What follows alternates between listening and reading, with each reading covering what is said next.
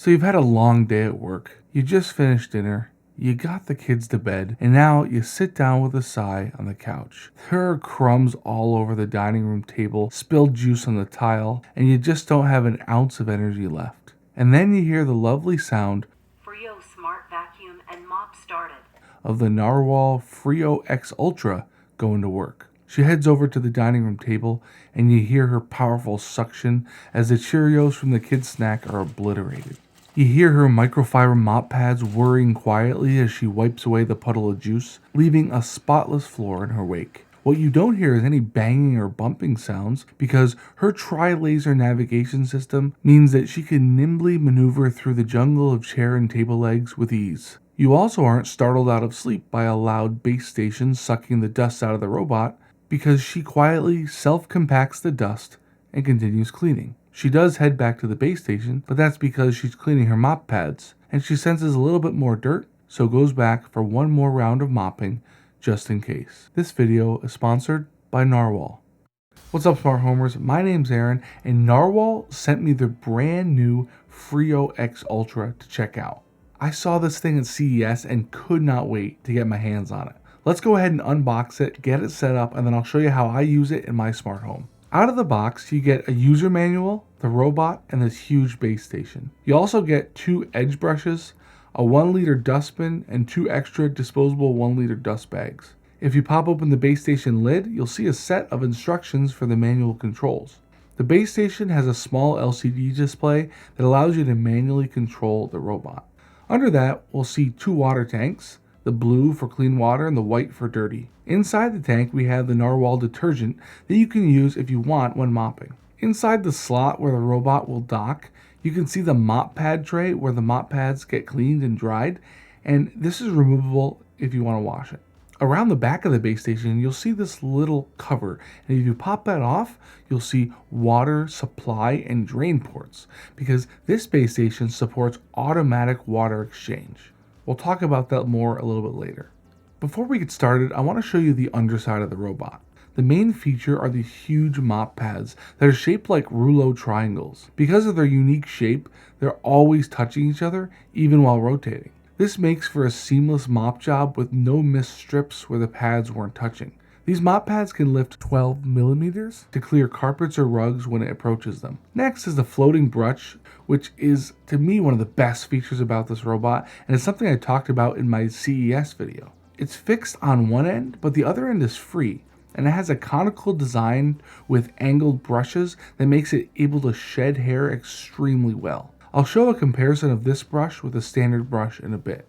You can see its edge detection sensors around the edge, which we'll also test out on my stairs. For its drive system, it has 2 large wheels that are independently driven and a caster wheel on the back, which allows this thing to turn on a dime.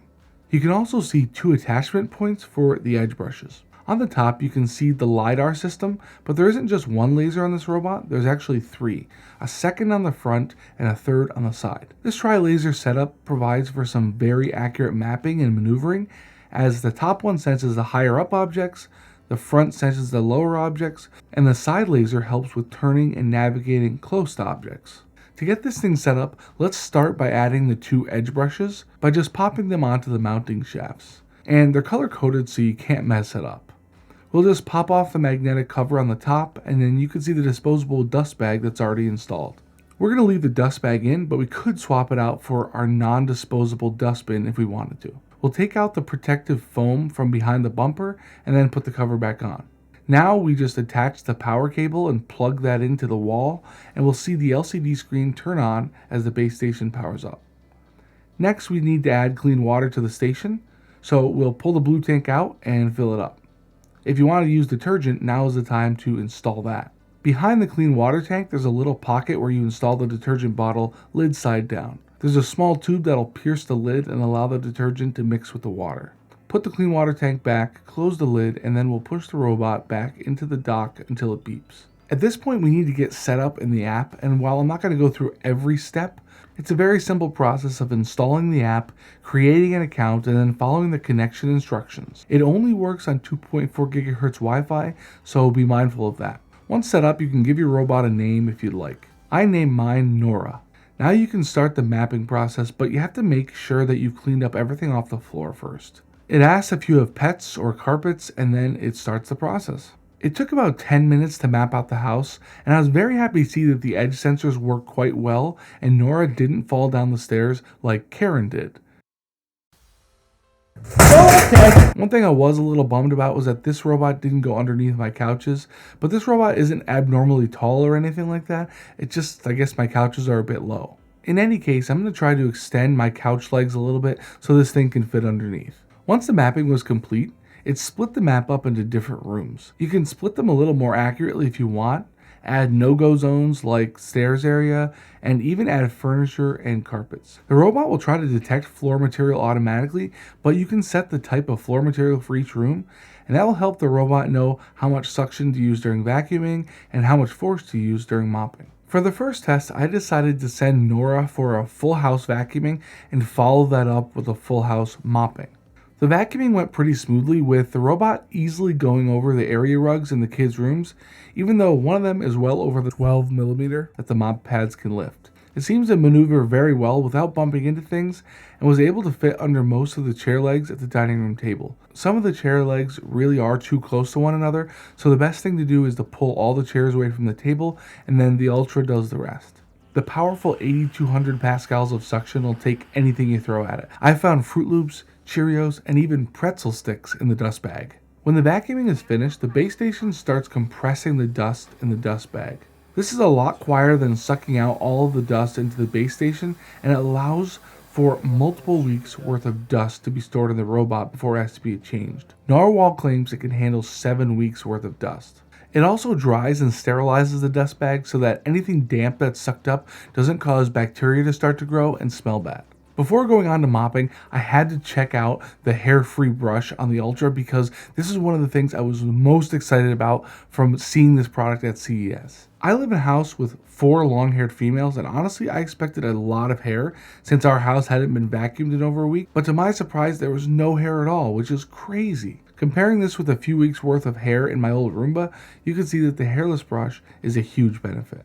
I even put some fake hair down on the floor to simulate a large amount of hair all at once, and was happy to see that none of it got sucked on the roller and all of it was sucked up. Oh, look at that, nothing. After vacuuming, the Ultra headed back to the dock station, washed its mop pads, and then began mopping the house. It started in the furthest away room. It was really cool to see the smart edge swing, the twisting motion it makes as it kicks out its mop pad to reach the edges of the room. It did that all the way around the perimeter of the room and then mopped the middle. After that, it went back to the dock to clean the pads, and it announced that it had found a heavily soiled area, so it went for a second mopping pass of the room. They call this AI Dirt Sense, and this is something they also showed off at CES. What happens is it washes the mop pads, and when it does that, it analyzes the dirtiness of the water, and if it's too dirty, it goes back out for a second cleaning, and then it checks the dirtiness of the water again, and if it's clean enough, then it says, okay, I've done a good enough job. This means you can just sit back, and the Ultra is going to ensure a perfectly mopped floor. As the robot goes over different floor types, it automatically adjusts the pressure of the mop pad. On wooden floors, it uses 7 newtons of force, and on tile, it uses 12 newtons of force so it can get into those grout lines. Beside the hairless brush, mopping has to be my favorite thing about this device.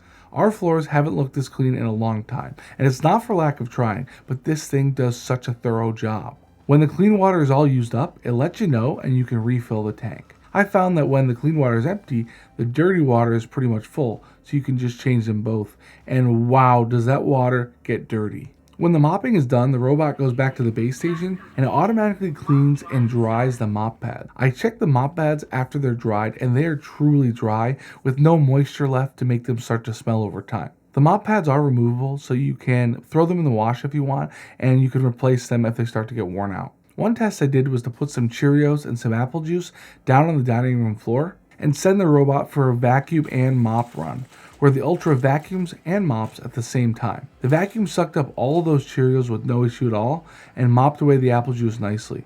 Now, I poured quite a large puddle of juice, so it did actually have to end up doing a second mopping run to get it all, but that's the beauty of the Ultra. Another test I did was coffee, and it took a second pass with that too, but it cleaned it up very well, leaving a pristine floor behind. Alright, so now I want to talk a little bit about the base station. I've already showed you the automatic mop washing, which is super cool, and how it uses AI dirt sense to tell if the floor is still dirty and sends the robot back out to do cleaning again. Like I mentioned previously, you can actually hook this up to a water supply and drain line, and the water will automatically be exchanged, so you never have to touch a water tank. You can turn on or off detergent dispensing in the app, so the base station will either use detergent or won't, depending on what you want, but I found that the detergent smells really nice and gives a nice cleaning solution to the floor. The mop pad drying is nice and quiet, and it heats the mop pads to 104 degrees Fahrenheit to kill any bacteria and to thoroughly dry the pads. As I mentioned before as well, the dustbin or dust bag is also dried automatically after it goes for a vacuuming run. This is great if you do vacuuming and mopping like I showed, because it's making sure that anything moist that was vacuumed up is dried out. So the next thing I want to talk about briefly is connectivity. Narwal advertises that their device works with Amazon Assistant, Google Assistant, and also Siri. That all remains to be seen, but Narwal rolling out a flagship vacuum tells me that they're a pretty stable company and that they're here to stay, so I expect some good things in the future. Overall, this robot is a beast, and it's the best mopping that I've tested in a robotic vacuum. It really makes for worry-free cleaning of the house and allows my wife and I to relax in the evening while the Ultra takes care of the cleaning. If you want to get one of these for yourself, click the link in the description and you can get the early bird offer, which is $99 now and $400 off when it ships. That's pretty much it for this video. If you guys enjoyed it, please hit the like button and hit subscribe if you want to see more videos like this one, including some more robotic vacuum reviews. If you have any questions about something that I didn't address in this video, feel free to leave it in the comments, and consider becoming a channel member if you want to support me. Anyway, thanks for watching. See ya.